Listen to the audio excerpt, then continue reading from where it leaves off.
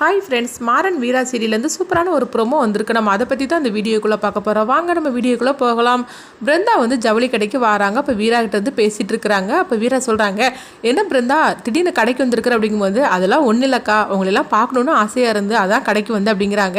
சரி, இப்போ நீயும் மாமாவும் எப்படி இருக்கிறீங்க, சந்தோஷமாக தானே இருக்கிறீங்க அப்படிங்கும்போது, அப்போ வீரா சொல்கிறாங்க, இல்லை பிருந்தா, நான் உங்கள்கிட்ட உண்மையை சொல்லியிருந்தேன், இல்லைன்னா நீ அடிக்கடி என்னை போட்டு டார்ச்சர் பண்ணிகிட்டு இருப்பேன் அப்படின்னு சொல்லவும், இப்படி சொன்னதுமே பிருந்தா முடிச்சுட்டு இருக்கிறாங்க. என்னக்கா நீ சொல்ல வர அப்படிங்கும்போது, ஆமாம் நான் உண்மையை சொல்லியிருந்தேன், எனக்கும் அவனுக்கும் சரிப்பட்டு வராது. சொல்ல போனாக்கி மாறன் ரொம்பவே நல்லவன் தான், ஆனால் நம்ம அண்ணனுடைய நிலைமைக்கு அவன் தான் காரணம் அப்படின்னு சொல்லிட்டு நினைக்கும் போது எனக்கு அவன் கூட வாழறதுக்கே பிடிக்கல, அதனால தான் டைவர்ஸ் பண்ணிடலான்னு சொல்லிட்டு நான் முடிவு எடுத்துட்டேன் அப்படிங்கிறாங்க.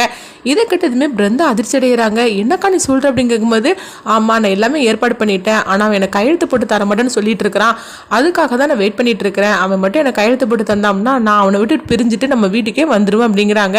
இப்படி சொன்னதுமே பிருந்தா சொல்கிறாங்க, அக்கா நீ அப்படி மட்டும் ஒரு முடிவு எடுத்துடாத, உண்மையிலே சொல்ல போனாக்கி மாமாவுக்கு நம்ம அண்ணனுக்கும் எந்த சம்மந்தமும் அப்படின்னு சொல்லிக்கிட்டு வரும்போது என்ன சொல்ல வர அப்படிங்கிறாங்க.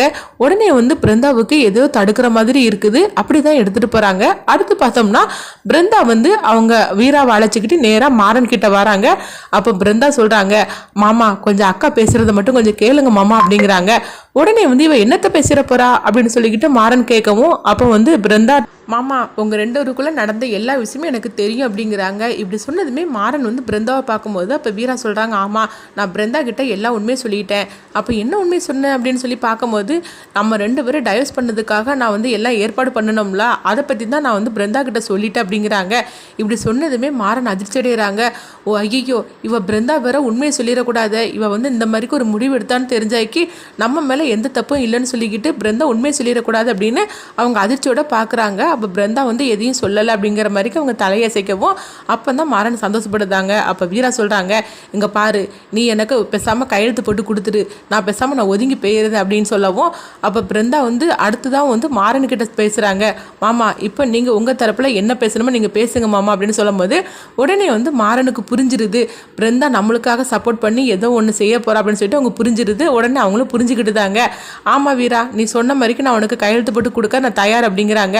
இப்படி சொன்னதுமே வீரா சந்தோஷப்பட ஆரம்பிச்சிருந்தாங்க. ஆனால் ஒரு கண்டிஷன், நான் சில கண்டிஷன்லாம் போடுவேன், அதுக்கு நீ சரின்னு சொன்னால் மட்டும் நீ சொல்கிற மாதிரிக்கு நான் கையெழுத்து போட்டு கொடுக்குறேன் அப்படிங்கிறாங்க. இப்படி சொன்னதுமே பிருந்தா சந்தோஷப்பட ஆரம்பிச்சிருந்தாங்க.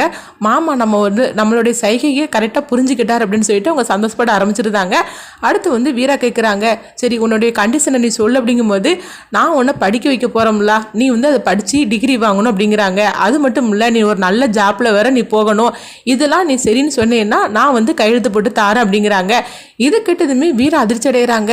என்னதையும் இந்த மாதிரிக்கெல்லாம் கண்டிஷன் போடுறான், நான் தான் படிக்க மாட்டேன்னு சொல்லிட்டோம்ல, அதுக்கப்புறம் என்ன எதுக்காக தொந்தரவு பண்ணுற அப்படின்னு வீரா கேட்கும் போது, அப்போ நீயும் என்னை தொந்தரவு பண்ணிட்டு இருக்காத, நீ கேட்ட மாதிரிக்கு நான் கையெழுத்து போட்டு தரமாட்டேன் அப்படிங்கிறாங்க. உடனே பார்த்தோம்னா வீராவுக்கு அவங்க அண்ணன் பேசுனது தான் அவங்க ஃப்ளாஷ்பேக்காக நினச்சி பார்க்குறாங்க. அப்போ வீரா அவங்க அண்ணன் கிட்ட சொல்கிறாங்க, அண்ணா எனக்கு இதே மாதிரிக்கு ஆட்டோ ஓட்டுறதா எனக்கு ரொம்ப பிடிச்சிருக்குது, எனக்கு ஒரு ஆட்டோ வாங்கித்தான் நான் ஓட்டுறேன் அப்படிங்கும்போது, என்ன சொல்லிட்டு இருக்கிற, நீ நல்லா படிச்சு நல்ல ஒரு பெரிய வேலையில போய் நீ லட்சமா சம்பளம் வாங்கணும்னு சொல்லி நான் எதிர்பார்த்துட்டு இருக்கிறேன், நீ என்னன்னா என்ன மாதிரிக்கு ஆட்டோ ஓட்ட போறியா, அதெல்லாம் முடியாது அப்படின்னு அவங்க அண்ணன் சொன்னது அவங்க வீராவுக்கு ஃபிளாஷ்பேக்காக அவங்க நினைச்சு பார்க்குறாங்க. இப்போ அதே மாதிரிக்கு தான் மாறன்னு சொல்லிட்டு இருக்கிறாங்க, நீ நல்லா படிச்சு ஒரு பெரிய வேலையில நீ போகணும் அப்படின்னு சொல்லுறது அவங்களுக்கு ஞாபகத்துக்கு வருது. இப்படி சொன்னதுமே அவங்க ஃபீல் பண்ணிட்டு இருக்கிறாங்க. இப்படிதான் இந்த ப்ரோமோ எடுத்துட்டு போறாங்க. வீரா மாறன் போட்ட கண்டிஷனுக்கு அவங்க ஒத்துப்பாங்களா, அப்படி ஒத்துக்கிட்டாக்கி இவன் நம்மளுக்கு டைவர்ஸ் கொடுத்துருவோம் அப்படின்னு சொல்லிக்கிட்டு வீரா நம்புவாங்களா? இது எல்லாமே பிருந்தா மாறனும் சேர்ந்து 2 பேரும் சேர்ந்து போட்ட பிளான் தான். ஏன்னா வீராவை எப்படியாவது படிக்க வைக்கணும், அவன் நல்ல வேலைக்கு போகணும் அப்படின்னு சொல்லிட்டு மாறன் ஆசைப்படுறாங்க.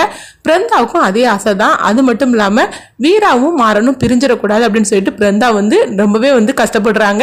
ஏன்னா எந்த தப்புமே பண்ணாதான் மாறன் வீராவை பிரிஞ்சிடக்கூடாது அப்படின்னு சொல்லிட்டு பிருந்தா நினைக்கிறாங்க. அவங்க நினைக்கிறது சரிதானா அப்படின்னு சொல்லிட்டு நீ நினைச்சீங்கன்னா உங்களுடைய கருத்துக்களை கமெண்ட் பாக்ஸில் கமெண்ட் பண்ணுங்க. நம்ம இன்னொரு வீடியோ சந்திப்போம்.